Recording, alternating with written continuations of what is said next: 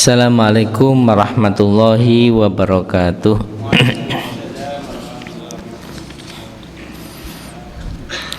Alhamdulillah nahmadu wa nasta'inuhu wa nastaghfiruh wa na'udzu bihi min syururi anfusina wa min sayyiati a'malina. May yahdihillahu fala mudhillalah wa may yudhlil fala hadiyalah. Rabbi shrah li sadri wa yassir li amri wahlul 'uqdatam min lisani yafqahu qawli. Subhanaka la ilma lana illa ma 'allamtana innaka antal alimul hakim. Amma ba'd. Para jamaah sekalian yang dirahmati Allah, puji syukur kehadirat Allah Subhanahu wa taala, kita bisa berkumpul di sini dalam rangka ngaji bersama, nambah ilmu untuk bekal kita mengarungi kehidupan itu, mengarungi kehidupan kita dalam rangka untuk bekal kita mencapai kebahagiaan di dunia maupun di akhirat. Semoga kita termasuk orang-orang yang beruntung, orang-orang yang bertakwa, semakin dekat kepada Allah Subhanahu wa taala. Amin Allahumma amin. Tidak lupa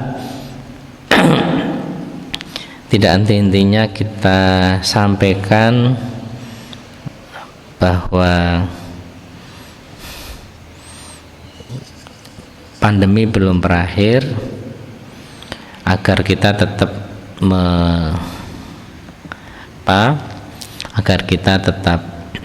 menjaga protokol kesehatan.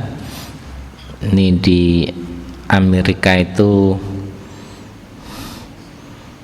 lagi rame ya, Omikron. Diperkirakan di Indonesia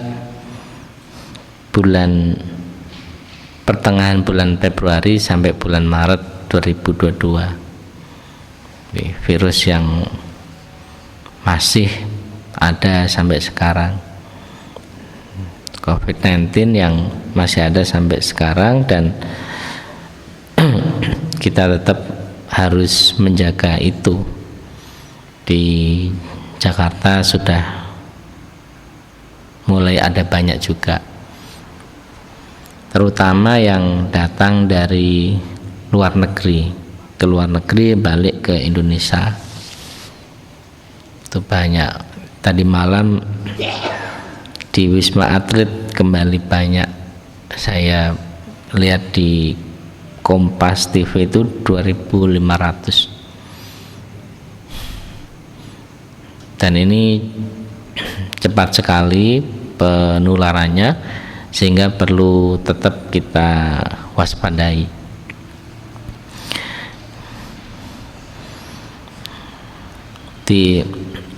Kalau harapan kita, doa kita semoga kembali normal ya. Tetapi kalau kenyataan di beberapa negara masih seperti itu, ya kita antisipasi.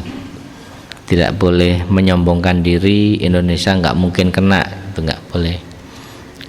Buktinya sudah ada di Jakarta, di Jawa Timur juga ada.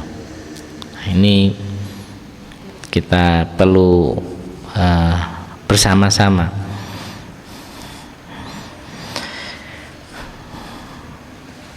Para jemaah sekalian yang dirahmati Allah, faslun fil ihtikari wa tafriki bainal walidati wa walatiha.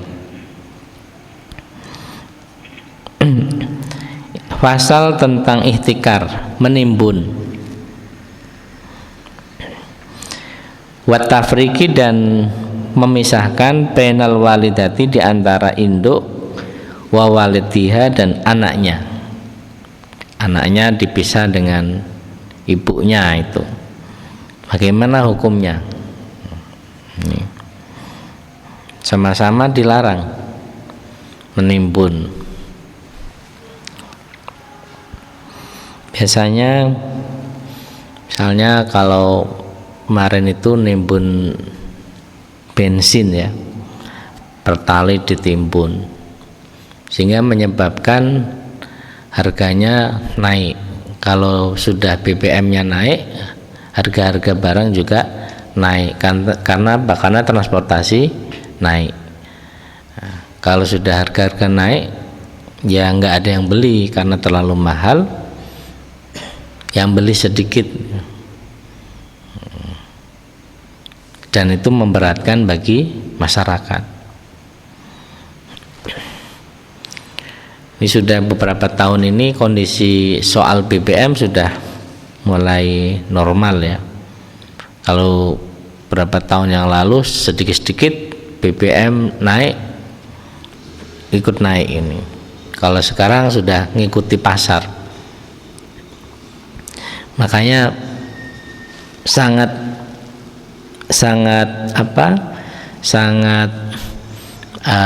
rentan, sangat bahaya kalau ada orang yang nimbun BBM, sama dengan orang nimbun beras.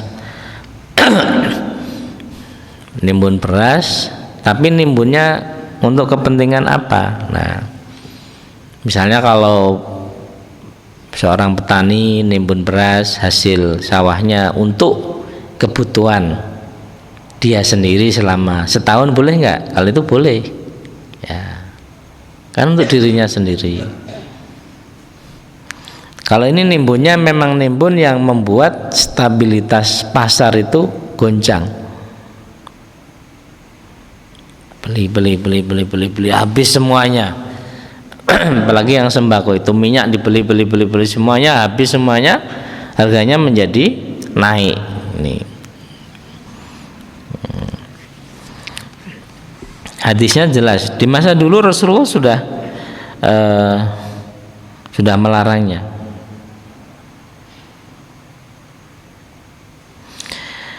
An Abi Hurairah an Rasulillah sallallahu alaihi wasallam, man ihtakara hukratan yuridu ay yughliya biha alal muslimina fa huwa khati'un. Dari Rasulullah sallallahu alaihi wasallam, barang siapa yang menimbun dengan benar-benar menimbun, di mana dia ingin agar harga barang yang ditimbun itu naik atas orang-orang muslim, bahwa khati'un, maka orang itu ai asimun, orang itu berdosa. Waqad bari'at minhu dhimmatullahi wa rasulihi, dan sungguh telah bebas darinya tanggungan Allah dan Rasulnya. Pengusaha-pengusaha itu, kalau orang miskin kan tidak mungkin menimbun, yang nggak punya kan tidak mungkin menimbun, yang punya usaha itu nimbun. Tapi di sini hukrotan,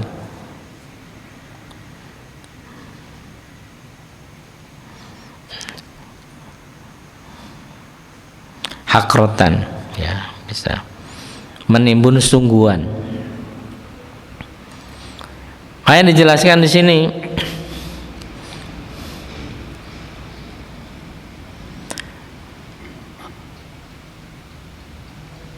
Di hadis yang lain dijelaskan, man ihtakara ta'aman arba'ina lailatan faqad bari'a minallahi wa bari'a minhu. Barang siapa yang menimbun makanan sampai 40 malam, 40 hari 40 malam, maka dia sudah bebas dari Allah dan Allah bebas darinya.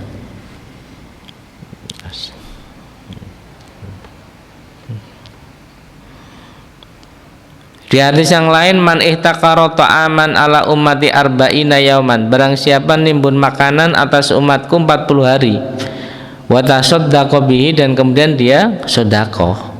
Nah, dia kaya raya, timbun, tapi terus dia sedekah.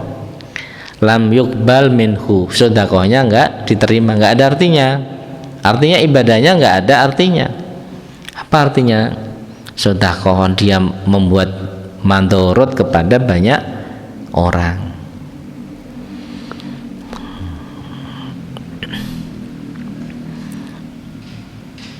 Mandorot, dan dia bahagia. Ada orang yang bahagia membuat ada orang yang bahagia membuat orang lain itu sengsara, itu ada yang bahagia. Ini ada yang sakit secara psikologi, ini sakit hatinya ya. Lihat orang berbondong-bondong beli antrian beli beras, harganya naik, dia itu alhamdulillah. Ini berarti ada yang keliru ini. Ini seperti hadis ini, bi'sal abdu al muhtakiru. Sejelek-jeleknya hamba adalah orang yang menimbun.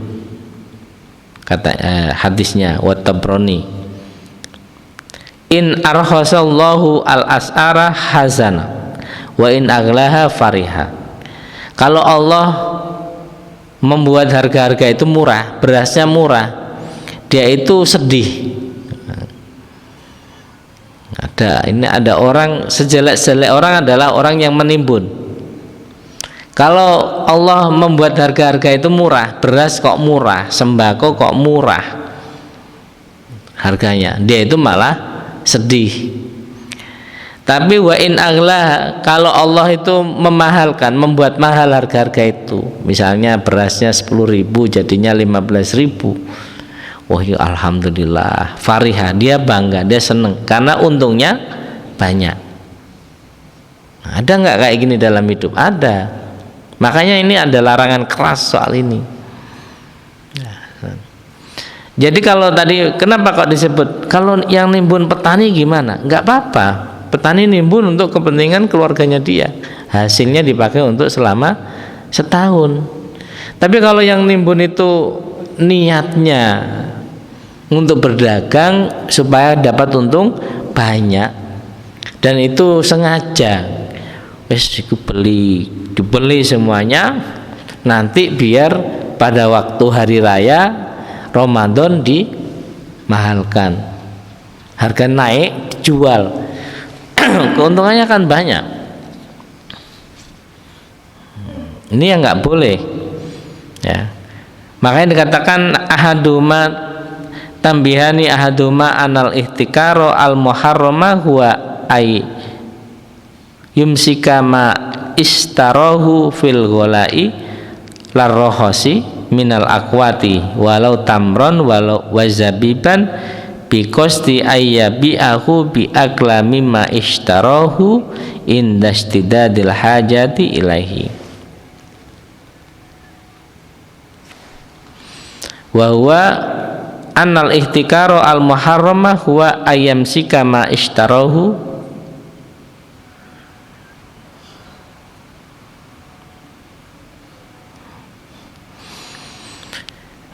menimbun yang diharamkan. Nah, kayak dia nimbun ada yang boleh, ada yang haram. Yang haram yang mana? Dia itu yang dibeli pada waktu ayyum sikama ishtarahu fil gholai larruhosi minal akwati. Dia itu nggak mau mengeluarkan barang yang dia beli pada waktu harga itu naik ya, berupa makanan pokok, dengan maksud agar dia menjualnya dengan harga yang lebih mahal pada waktu dia beli ketika sangat dibutuhkan oleh masyarakat. Tadi beli ini makanan pokok ya. Gimana kalau bensin tadi? Tadi contohnya misalnya beras, beli beras, ambil semua beras, beli semua, habis nggak ada, habis di pasaran habis. Kalau udah habis kan mesti naik.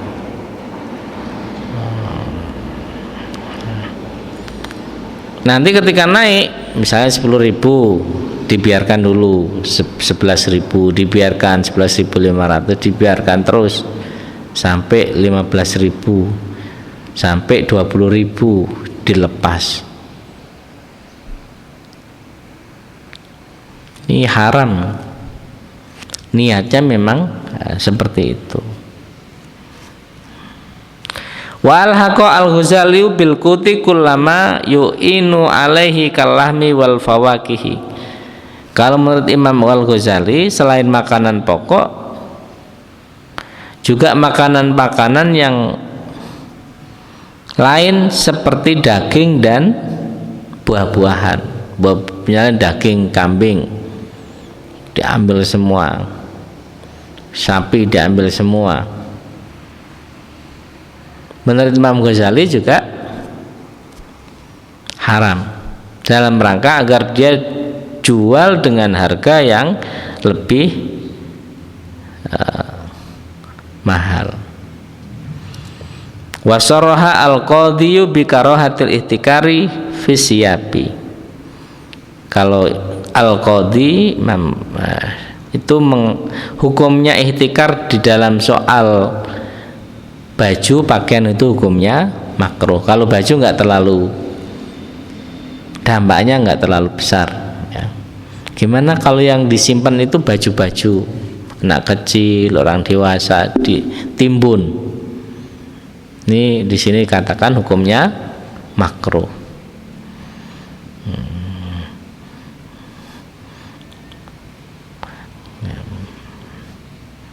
Makanya tadi seperti selain makanan pokok ya yang sangat vital dalam kehidupan terutama ya, yang dampaknya luas, daging, kemudian kalau dalam konteks Indonesia dan banyak negara ya BBM itu juga.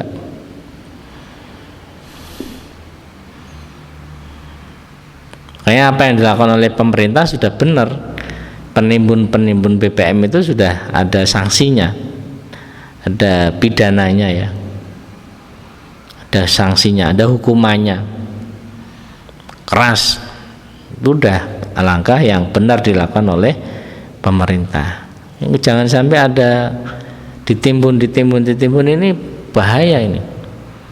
Yang kasihan masyarakat kecil terutama. Naik lin nanti harganya sekian, bisa naiknya lipat ya. Dan dampaknya nanti kepada bahan-bahan yang lain ketika BBM itu naik. Tuh. Jadi yang diharamkan adalah ihtikar yang niatnya memang belinya waktu murah, diniati untuk dijual dengan harga yang lebih mahal ya, ketika dibutuhkan oleh masyarakat. Dan ini dilarang keras. Tapi kalau menimbun hanya untuk kepentingan keluarganya, hanya untuk kepentingan itu di internal dia sendiri, nggak ada masalah. Nah.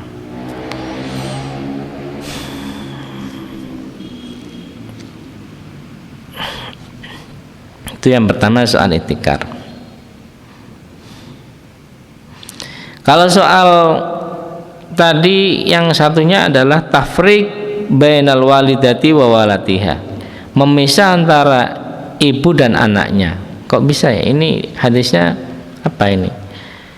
An Abi Ayyuba an Rasulillah sallallahu alaihi wasallam, man farraqa bainal walidati wa walatiha farraqallahu bainahu wa baina ahibbatihi yaumal qiyamah. Barang siapa yang memisahkan antara ibu dan anaknya, induk dan anaknya, maka Allah akan memisahkan dia dan orang-orang yang dicintainya besok di hari kiamat. Ini juga haram juga. La'anallahu man farraqa bainal walidati wa waladiha wa bainal ahi wa uhtihi. Allah melaknat orang-orang yang memisahkan antara ibu dan anaknya, dan antara saudara laki-laki dan saudara perempuannya.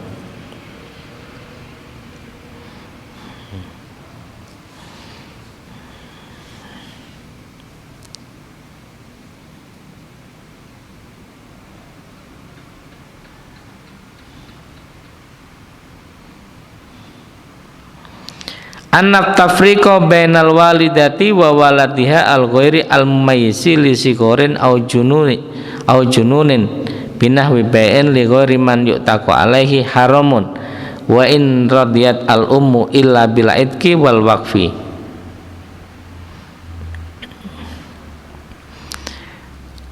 Bahwa sesungguhnya memisahkan antara ibu dan anaknya, ini kalau di sini ya dipisahkan anaknya yang sudah mumayyiz, yang kecil, yang sudah mumayyiz atau kecil, yang sudah mumayyiz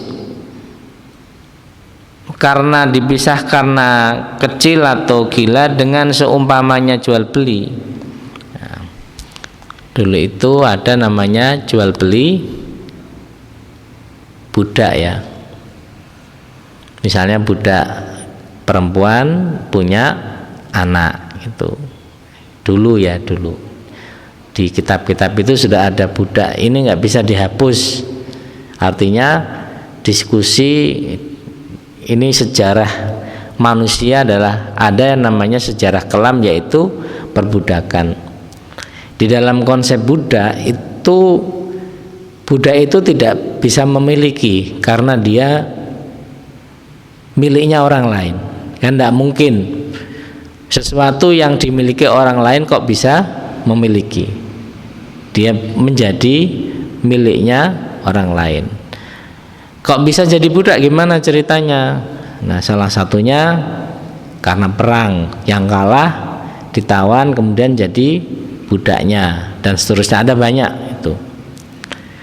Nah, ini sudah ada manusia yang tidak bisa memiliki dirinya sendiri, dia menjadi budak.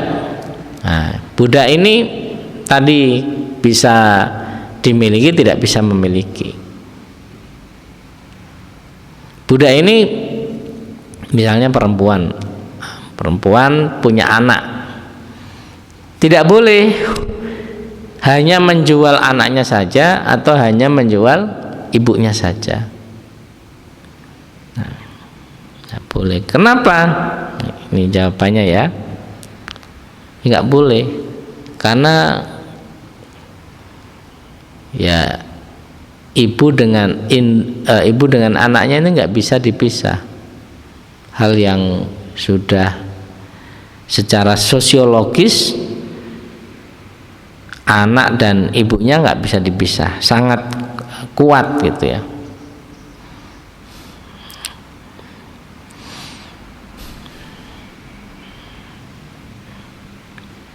Kalau dipisah tadi itu hukumnya haram.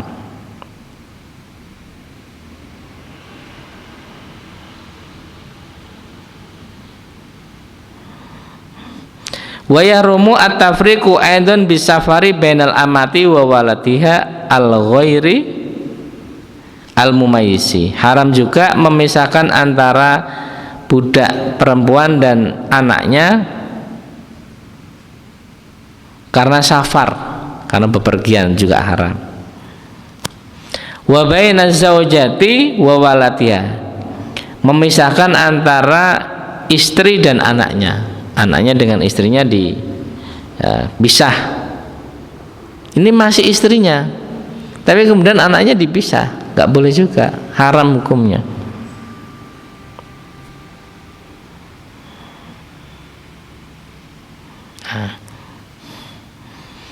Wa yarumunahu bai'i waladil bahimati malam yastagni anil labani aulam yaksid aulam yuksod ad-dabahu. Haram juga seumpamanya jual beli anaknya binatang ternak ya. Tadi kan manusia, budak, istri ya, dengan anaknya nggak boleh dipisah. Bahkan hewan, anaknya binatang ternak tidak boleh dipisah dengan induknya dalam jual beli, itu nggak boleh. ya. Selama dia itu masih membutuhkan, belum disapih ya, masih nginduk ngentel ke ibunya, induknya itu tidak boleh.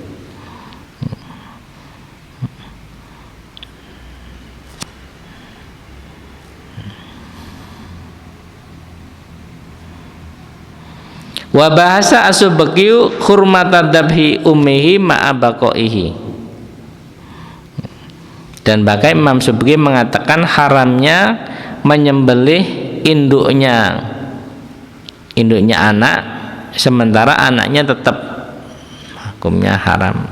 Kenapa? Karena pasti akan sakit anaknya tadi itu, ibunya disembelih tapi anaknya tidak. Ini menurut Imam As-Subki. Jadi intinya para jamaah sekalian yang dirahmati Allah, memisahkan antara anak dengan ibunya, memisahkan antara induk dengan induk perempuan dengan anak induk tadi itu dilarang di dalam Islam. Kenapa? Karena itu membuat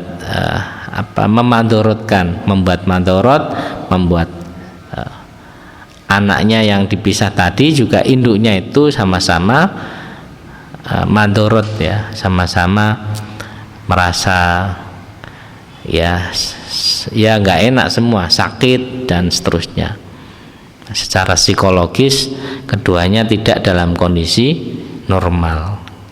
Di dalam kaidah fikih dikatakan at-tabi'u tabi'un. Kalau kita nyembelih